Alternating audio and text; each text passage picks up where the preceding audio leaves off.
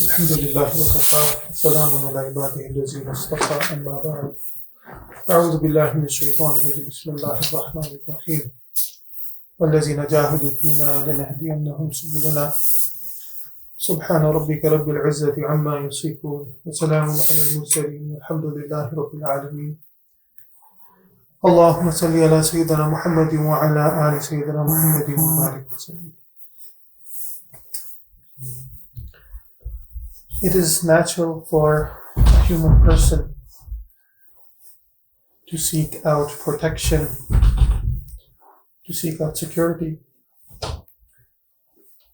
If you look at the development of an embryo in the womb of the mother, they get the protection and the warmth that they're looking for in that womb. Allah Ta'ala gives that. And we find that in the Quranic story of people of the Kahf, people of the cave, when they saw that the environment that they were in, it's not conducive to Iman, it is not conducive to their growth, to their development, in their quest to become close to Allah subhanahu wa ta'ala, they also sought out protection. And Allah Ta'ala gave them that protection in that kahf, in that cave, where they were in a state of sleep for hundreds of years. So on a meta level, when we are looking for protection in contemporary times, when we find that our Iman is in danger, we should seek out those institutions, those structures that help us preserve our Iman, that help us preserve our ta'alluq with Allah subhanahu wa ta'ala. And so if we look at historically what those structures have been, these institutions of madaris, they are structures to protect us intellectually, they preserve the heritage, the inheritance of Rasulullah sallallahu alaihi wasallam, which is ilm. Also the structures of khanaqahs or zawiyas, these are the institutions that protect the kayfiyat or nisbat of Rasulullah sallallahu alaihi wasallam, the ikhlaqiyat of our Master sallallahu alaihi wasallam. Similarly, in recent times, if we look at the institution, the structure of Dawat and Tabligh, we find that the breadth that Allah Ta'ala has blessed this movement with, because Allah Ta'ala accepted or made maqbool, mihnat and striving of one person who was an amazing wali of Allah subhanahu wa ta'ala. And this has protected and preserved the calling of da'wat that Rasulullah sallallahu alaihi wasallam and the ashab of Rasulullah sallallahu alaihi wasallam, this was a very dominant feature in their life as well. So on a meta level, a person should be attached, ideally with all three of these mihnats, of these efforts of the deen. Because we want kamil ittiba of Rasulullah sallallahu alaihi wasallam. We don't want partial ittiba of Rasulullah sallallahu alaihi wasallam. We want kamil ittiba of Rasulullah sallallahu alaihi wasallam. It means we have to be attached to the intellectual tradition of this deen, the spiritual tradition of this deen, as well as the tradition of da'wat ilallah, whatever color it might take. Okay? And similarly, when it comes on this is on a macro level, similarly on a micro level, on a personal level, we should look at things that help us protect ourselves. Just like in the past, when people would go into the battle, including Rasulullah sallallahu alaihi wasallam and our blessed Sahaba Kiram Rizwanullahi Ajma'een, all of them, they would enter into battle. There were certain precautions a person would take. Right? So they would wear a helmet. In different times in our tradition, it was very different, right? Helmets were worn, zirra as they used to call it. They would wear armor, and soldiers even nowadays wear armor. And back in the days, with their swords and spears, they also had what they call shields.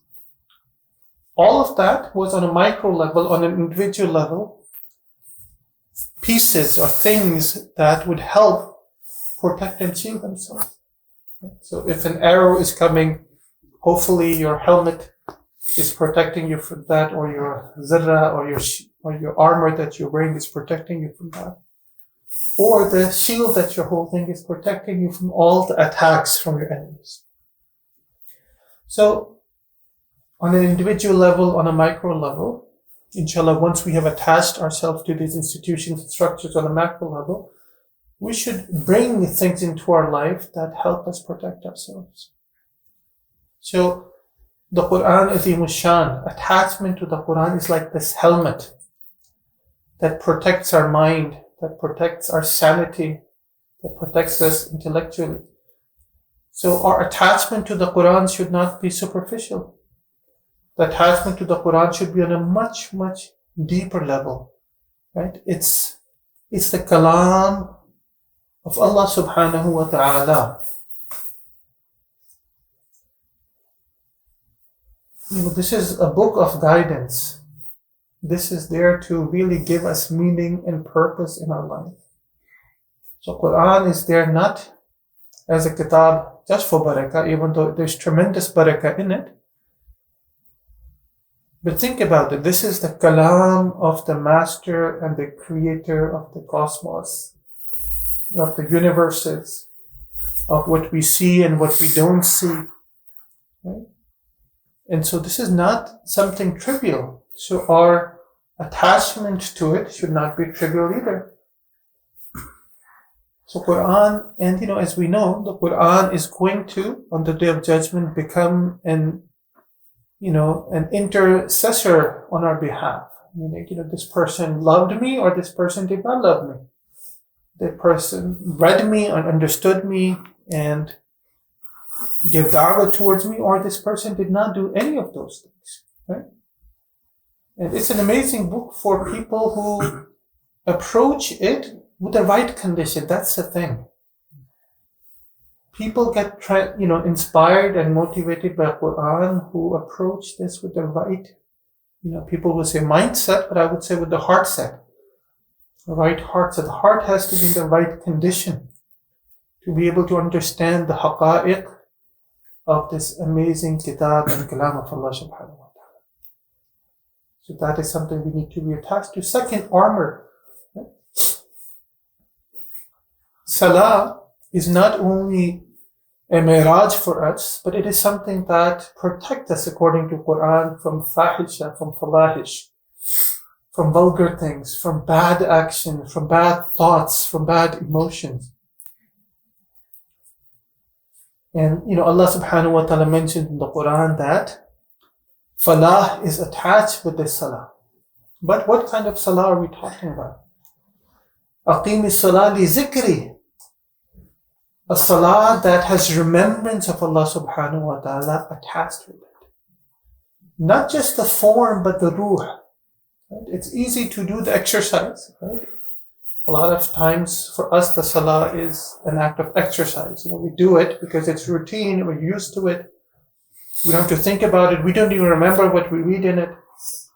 We don't contemplate or reflect on it. But a true salah is, for us, I would say this is a gift from Allah Ta'ala to Rasulullah Sallam, and it's a gift from Rasulullah Sallam to the Ummah, that I was able to experience Isra and Mi'raj. My Mi'raj, of course, is at a different level.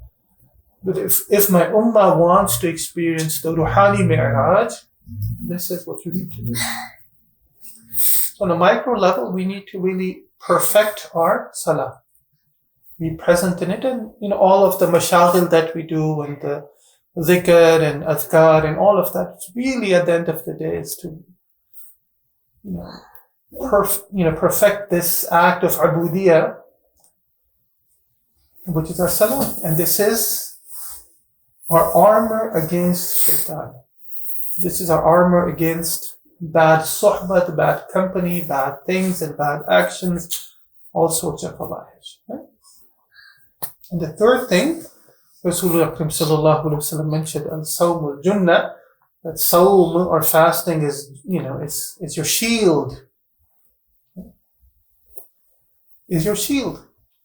And again, the Prophet mentioned, when he mentioned the Quran, that also fasting becomes your intercessor. And again, we have to think about this, because fasting does help put nafs in its place. Fasting does, Prophet said those who cannot control their nufus, cannot get married, they should fast more. Right there, it's telling us that it helps bring nafs under control. And the sawmu li wa ana ujza bihi, that sawm is for me and I am the reward. Right? It's an amazing act. It's a very amazing act, this fasting. And so why does Prophet say that it is your shield? Because it can become our shield, protect us. But the irada has to be there. Right? If a soldier takes off their helmet and takes off their armor and throws away the shield, now they are in a very exposed situation. Even the slightest, attack with a sword or with a spear is enough to bring this soldier down. And so when we don't take care of our fast like we're supposed to, as Prophet mentioned, and we mentioned this before, that for some people, they will not get anything out of their fast but hunger and being thirsty. Meaning they're not connected with the fast. They don't understand the spiritual inner dimensions of fasting. And so it's just for them, it's an early breakfast and skipping the lunch and then the dinner. Okay? That's not what fast is. So we have to make sure, again, how do we protect our iman in today's age? We have to, again, be attached on a macro level with the institutions and the systems that are part of our traditions that help preserve it. And on a micro level, we have to perfect our ibadah, be attached to the Quran, attached to the Salah in a meaningful way. And be attached to to fasting, not only in Ramadan, but outside of Ramadan. Outside of Ramadan. There was somebody who used to fast every day. And, one of the Shaykh said, well, where's the mujahida in that? Because they're used to it. They should fast one day and not fast the other day. And the person said, yes, he's right, because I'm so used to fasting like this, I don't even think about it anymore. But if you're skipping one day, then you have to be present in the ibadah. And you have to be present in the ibadah. So inshallah ta'ala, we're halfway through the first Ashara. Right? It just seems like yesterday when Ramadan began. Right? And before we know it, we'll be talking about Eid, and we'll be reading our Eid and offering our Salah. Right? So this time will pass quickly.